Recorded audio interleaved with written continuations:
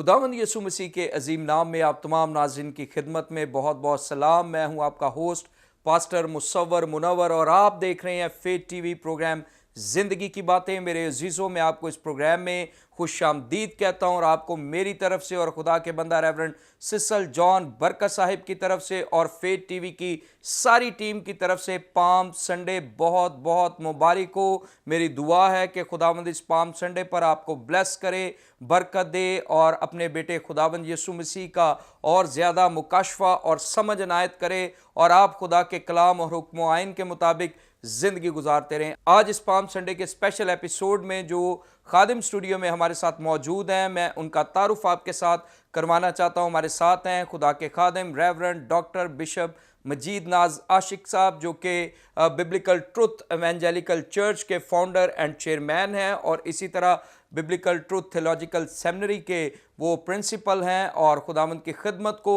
बड़े ज़बरदस्त तरीके से सरअंजाम दे रहे हैं। इसी तरह supreme council of the bishops के वो जनरल सेक्रेटरी हैं और बहुत सारी खिदमात से खुदा ने अपने बंदा को नवाजा है। हम उनकी सारी खिदमात के लिए खुदावंद की शुक्रगुजारी करते हैं। बिशप साहब, मैं आपको स्टूडियो में खुश आमदीद कहता हूँ। God bless you. सो नाज़रीन, इससे पहले कि हम पाम संडे के ताल्लुक से सवालात के सिलसिले को शुरू करें, हम अपने प्रोग्राम का आगाज़ एक दुआ से करेंगे और मेरी गुजारिश होगी बिशप साहब प्लीज़ आप दुआ करें। कदूस मेहरबान खुदावंद, दिल की गहराइयों से हम आपका शुक्रिया अदा करते हैं इस बड़े फजल के लिए, आपके रहम के लिए, सारी बरकतों के लिए, सेहत व तंदरुस्ती के लिए जो आपने पेरे खुदावंद हमें फराहम की। और आज के इस स्पेशल प्रोग्राम के लिए तेरा शुक्रिया अदा करते हैं जो पेरे खुदावंद फेथ टीवी की सारी टीम की वसादत से और उनके CEO रेवरेंड सिसल जॉन बरकत के वसीला से और इस प्रोग्राम के जो होस्ट हैं पास्टर मुसव्वर मुनव्वर के वसीला से पेरे खुदावंद मुमकिन हुआ कि हम पेरे खुदावंद ये पाम संडे की जो खुशियाँ हैं उनको सेलिब्रेट कर सकें।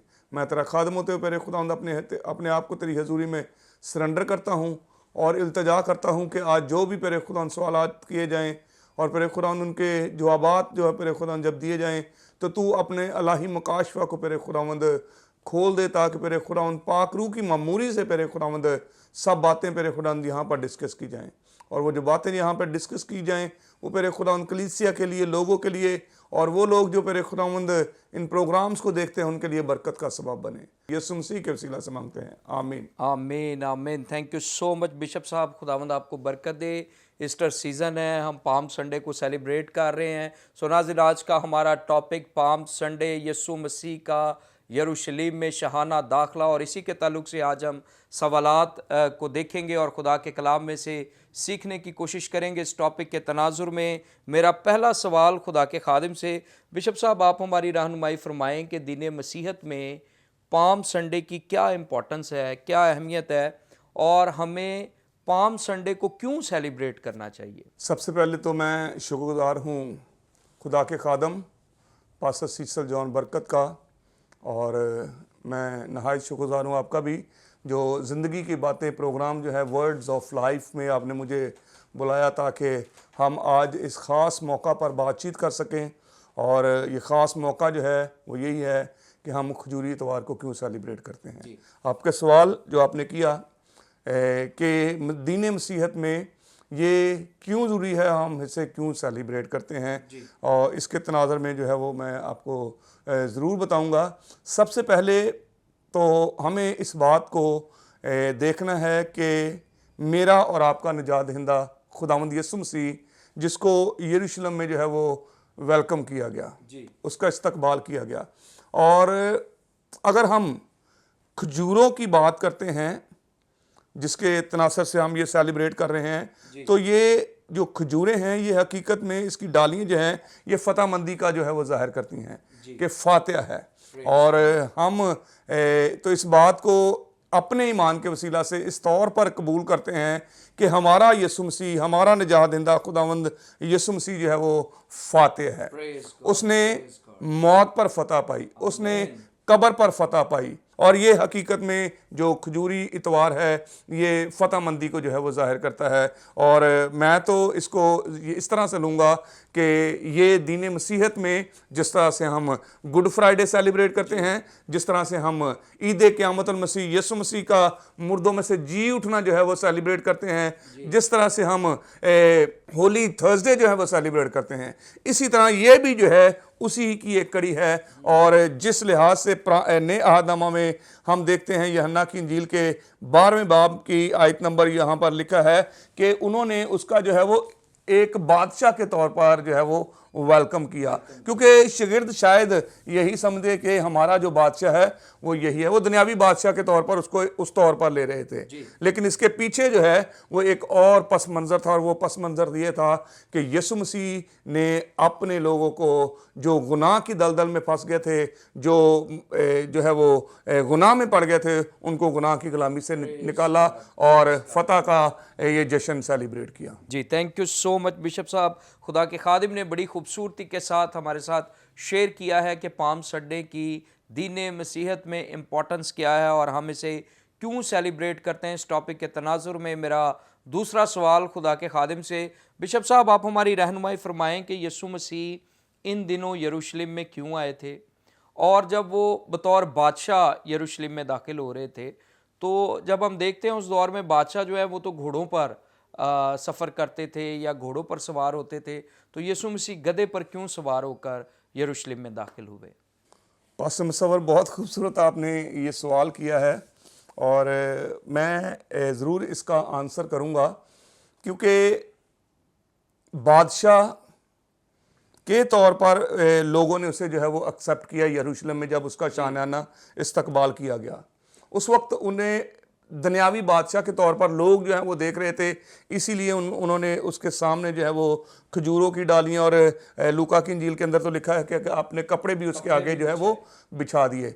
लेकिन बात आपने की है कि बादशाह जो है वो घोड़ों पे, रथों पे सवार होके आते थे, लेकिन ये बादशाह जिसको वो अब दुनियावी बादशाह अपना मान चुके हैं, ये क्यों गधे पर जो है वो सवार होके आया? तो इसके लिहाज से मैं आपको बताता चलूं कि पुराने अहदनामा में जब हम ज़करिया की किताब को देखते हैं, उसके 9वें बाब की 9वीं आयत के अंदर, तो ये पेशन गोई जो है वो पहले की जा चुकी थी, और वहाँ पर ये बात लिखी हुई हमें मिलती है मुस्तकबिल का बादशाह। मैं आपके सामने इसको ज़रूर खोलूँगा।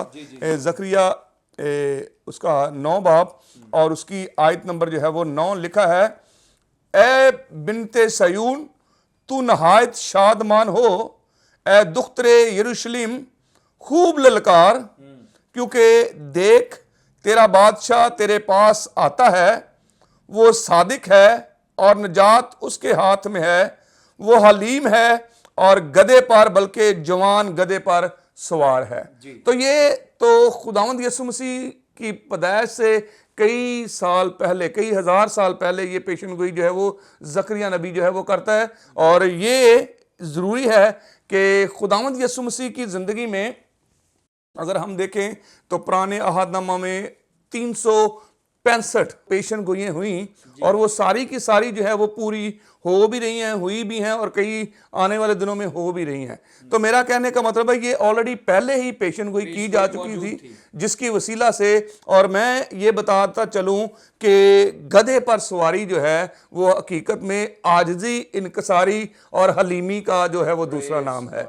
और मेरा और आपका निजात दहिंदा खुदावंद यीशु मसीह जो है वो शाहाना या जोर और वलवले के साथ जो है वो घोड़ों पे सवार होकर नहीं, बल्कि अपने आप को इस कदर हलीम करके इस दुनिया में आया कि उसने अपनी जान का फिदिया भी दे दिया और हमें जो है वो मोल खरीद लिया। जी, thank you so much bishop साहब। और मुझे बात याद आ रही, इसीलिए हम उसे प्रिंस ऑफ पीस भी कहते हैं, अमन का शाहजादा।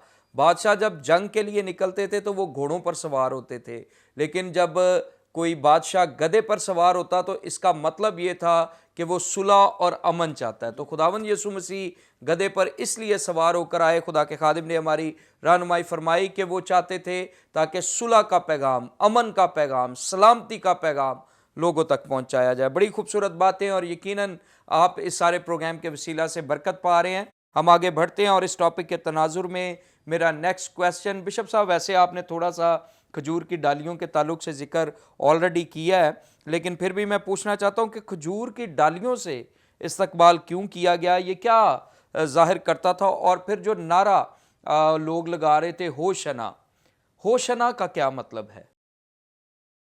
हकीकत में मैंने ऑलरेडी स्टार्टिंग में भी ये बात बताई कि ये फतहमंदी का निशान है, इसलिए लोग इसे लहराते थे। और अगर हम पुराने अहदनामे में देखें तो ये खजूरों की डालियों का जिक्र हमें कई जगह पर मिलता है। और ये सिंबल जो है वो आप इसको बहुत सारे चर्चिस के जो लोगोज हैं आप उसमें भी इसको जो है वो देखते हैं, और ये हकीकत में फतहमंदी के निशान को जाहिर करता है। अब वो होशना होशना के नारों से यही कह रहे थे कि हमें नजात दे, हमें नजात दे, हमें नजात दे, लेकिन उसने अपनी जान का फिदिया दे के हमारे लिए तो निजात के सारे दरवाजे जो हैं वो खोल दिए हैं। अब हम जो है वो गुनाह में नहीं हैं, बल्कि अब हम जो है वो नजात याफ्ता हैं, नजात पा चुके हैं। और अब हम जो है वो दोबारा से वो मकाम जो कि बागे अदन में हमसे छिन गया था, वो भी हमारी अबाउजदाद के वसीला से हमसे छिन गया। वो इख्तियार जो खुदा ने आदम को दिया वो ले लिया गया उससे वापस जी। लेकिन यीशु मसीह के वसीला से वो दोबारा इख्तियार, वो सारा रुतबा, वो सारी जो हमारे पास अथॉरिटी थी वो यीशु मसीह के वसीला से दोबारा से हमें मिल गई है। इसीलिए तो बाइबल मुकद्दस में लिखा है कि अब हम उसके ले पालक बेटे और बेटियां जो है वो हो गए हैं खुदा के जो आसमान पर बैठा हुआ है। Praise God. Thank you so much bishop साहब, बड़ी खूबसूरती के साथ खुदा के खादिम ने इस सवाल का भी जवाब दिया। बिशप साहब आप हमारी रहनुमाई फरमाएं। मैं नेक्स्ट जो सवाल पूछना चाहता हूं वो ये है कि लोग हमें बड़े पुरजोश नज़र आ रहे थे, बड़ा पुरजोश हजूम था, और वो खुदावंद यीशु मसीह को बतौर बादशाह वो वेलकम कर रहे थे। तो वो खुदावंद यीशु मसीह से क्या तवक्को कर रहे थे, उनकी क्या एक्सपेक्टेशंस थी? और हम देखते हैं कि यही हजूम कुछ देर बाद जो है वो नारे लगा रहा है कि इसे सलीब दो, सलीब दो। तो वो क्या मसीह से तवक्को कर रहे थे जो पूरा नहीं हुआ, और फिर उन्होंने कहा कि इसे सलीब दो? मैं ये बात बताता चलूँ आपको कि हकीकत में वो उस वक्त जब उसको पुरतपाक जो इस्तकबाल कर रहे थे, हकीकत में उनके जहनों में दुनियावी बादशाही की जो है वो एक मंजर जो है वो चल रहा था। वो समझते थे कि जो दुनियावी बादशाह है वो हमारा आ गया है, लेकिन वो यीशु मसीह तो यहाँ पर दुनियावी बादशाह के तौर पर नहीं है, वो तो हमारी जिंदगियों के बादशाह के तौर पर जो है वो आते हैं। लेकिन लोगों की एक्सपेक्टेशन यही थी कि ये अब हमारे बादशाह के तौर पर हैं। माइट भी हो सकता है कि उसके हवारी ये समझते हो कि मैं वजीर खजाना बन जाऊंगा, माइट भी कुछ समझते हो कि मैं वजीर दफा बन जाऊंगा। बादशाह के साथ डेफिनेटली बात है, कबीना होती है, और उनका यही होगा कि अब हमें जो है वो वजारतें मिल जाएंगी, हमें भी जो है वो एक अच्छा जो है वो रुतबा मिल जाएगा। आपको पता है खुदावंद यीशु मसीह की जो ज़मीनी ज़िंदगी है उसमें तो शागिर्द जहाँ कहीं खुदावंद यीशु मसीह जाता था पैदल ही उसके साथ जाते थे, और सादगी की ज़िंदगी थी सारी। लेकिन जब उन्हें इस बात का उनके जहन में आ गया कि अब ये बादशाह बन गया है, तो डेफिनेटली बात है कि उनकी एक्सपेक्टेशन जो है वो अब बढ़ गई हैं।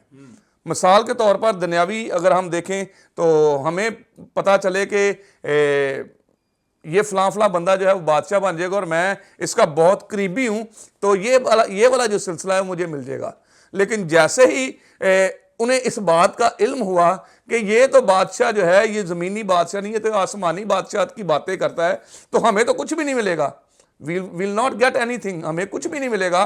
तो उनकी सारी वो एक्सपेक्टेशन, सारे वो जो मफरूजे थे उनके जहनों में बैठे हुए थे, वो सारे नेस्तो नबूद हो गए। तो फिर लोगों ने जो है वो उसको जो है वो जैसा आपने बताया कि वही लोग माइट भी शायद हम देखते हैं कि शागिर्द भी कोई उसके पास नहीं ठहरा, क्योंकि वो तो उसके करीबी थे, उसके साथ साथ चलते थे। वहाँ तक कि कोई शागिर्द भी जो है वो वहाँ पर नहीं ठहरा मासवाए एक के जिसके स्पुर्द उसने अपनी माँ को किया, बाकी सब भाग भूग गए। और लोग भी जो है वो यही कहते कि इसे सलीब दो, इसे सलीब दो, क्योंकि उनकी उम्मीदों पे पानी फिर गया था। उनकी जब उम्मीदों पे पानी फिर गया तो उन्होंने कहा कि अब इसको सलीब ही दे दो, फिर इसके एवज तू बराबा को छोड़ दो, इसको सलीब दो। क्योंकि हकीकत में यहाँ पर दो चीज़ें हैं, कुछ रूहानी चीज़ें हैं, कुछ जिस्मानी चीज़ें हैं। जो रूहानी सोच रखता है वो रूहानी चीज़ों के बारे में जो है वो समझ रखता है, लेकिन जो जिस्मानी है जब उसकी वो जिस्मानी ख्वाहिश पूरी नहीं होती तो फिर वो उसी तौर पर आता है कि मैनू तो कुछ भी नहीं लब्बा, अब इसका यही हो जाए। तो यही डेफिनेटली बात है। मेरे जहन के मुताबिक या मेरे नॉलेज के मुताबिक यही था कि जब उनकी एक्सपेक्टेशन जो है वो पूरी नहीं हुई, जब उनकी ख्वाहिशात नहीं पूरी हुई, तो वो अब इसमें कि अब हमें इससे कोई सरोकार नहीं है। लेकिन हकीकत में तो हम इसको इस तौर पर देखते हैं कि वो तो हमारी निजात का सबब बन गया। उसका इस दुनिया में आने का कोई और पर्पस नहीं था। जो उसका पर्पस था वो अपने पर्पस में रूहानी तौर पर तो पूरा उतरा, लेकिन जिस्मानी तौर पर जो लोग उसके साथ एक्सपेक्टेशन कर रहे थे वो उस पर नहीं पूरा उतरा। तो लोगों ने कहा कि अब इसको सलीब ही दे दो। Thank you so much bishop साहब, बड़ी खूबसूरती के साथ आपने इस बात की भी वजाहत की कि वही लोग जो हैं जो बादशाह के नारे लगा रहे हैं, जो होशना के नारे लगा रहे हैं, वही कुछ टाइम के बाद कहते हैं सलीब दो। उसकी रीज़न्स क्या थी, उनकी जो तवक्कुआत थी वो उन्हें पूरी होती हुई नज़र नहीं आई। इस टॉपिक के तनाजुर में मेरा आखिरी सवाल बिशप साहब से, बिशप साहब आप हमारी रहनुमाई फरमाएं कि जब हम देखते हैं मुकद्दस लूका की मार्फत लिखी गई पाक अंजील उसका 10वां बाब उसकी 39वीं आयत में लिखा है, बाज़ फरीसियों ने कहा, ए उस्ताद अपने शागिर्दों को डांट, उन्हें यानी चुप करवा। वो ये क्यों कह रहे थे कि शागिर्दों को चुप करवा? और यीशु मसीह का जवाब बड़ा खूबसूरत था कि अगर ये चुप रहेंगे तो पत्थर चिल्ला उठेंगे। तो मैं चाहता हूँ आप इस बात की भी वजाहत फरमा दें कि यीशु मसीह ने जो जवाब दिया कि पत्थर चिल्ला उठेंगे, इसका क्या मतलब है? हकीकत में पादी साहब अगर हम देखें तो 12 जगह पर शागिर्दों को यीशु मसीह की मनादी करने से मना किया गया। इमाल की किताब में स्तिफनस को जब हम देखते हैं तो उसको कहा गया कि उसके नाम से मनादी ना कर। अगर हम शागिर्दों को देखें तो शागिर्दों को भी कई जगह पे मना किया गया कि उसके नाम से मनादी ना करो, क्योंकि फ़की फरीसी उससे जो है वो जेलस करते थे, उससे खायफा थे कि ये जिस कदर तेज़ी से ये सारे काम कर रहा है, मौज़ात दिखा रहा है, लोगों को शफा दे रहा है, बरकतें दे रहा है, 5-5 हज़ार की जो गैदरिंग है उनको खाना खिला रहा है, हर तरह से लोग जो हैं वो उसकी तरफ जो है वो राग़िब हो रहे थे। तो फ़की फरीसी तो इस बात को जो है वो इस तौर पर लेते थे कि इनको कहो कि ये ना करें।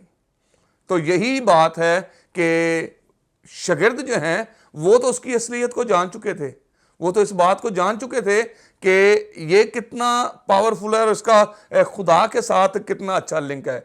लेकिन अब बात आती है कि चुप रहें तो पत्थर भी चला उठेंगे। यहाँ पर हम इसको देखते हैं कि अगर शागिर्द जो हैं वो यहाँ पर चुप दार जाते या डर जाते या खाइफा हो जाते, खौफ में रहते हुए उसकी मनादी करना छोड़ देते, तो खुदा जो है वो पत्थरों से भी अपने नाम को जो है वो जला देने की कुदरत रखता है। और बाइबल मुकद्दस में लिखा है कि वो पत्थरों से भी औलाद जो है वो पैदा कर सकता है। वो हर एक चीज़ करने के लिए कादिर है। लेकिन शागिर्द जो हैं वो डेफिनेटली बात है, उनको मना भी करते रहे, लेकिन उन्होंने अपनी जान का जो है वो परवाह नहीं की, उन्होंने अपनी जान की जो है वो फ़िक्र नहीं की, बल्कि वो खुदा के कलाम की मनादी करते चले गए।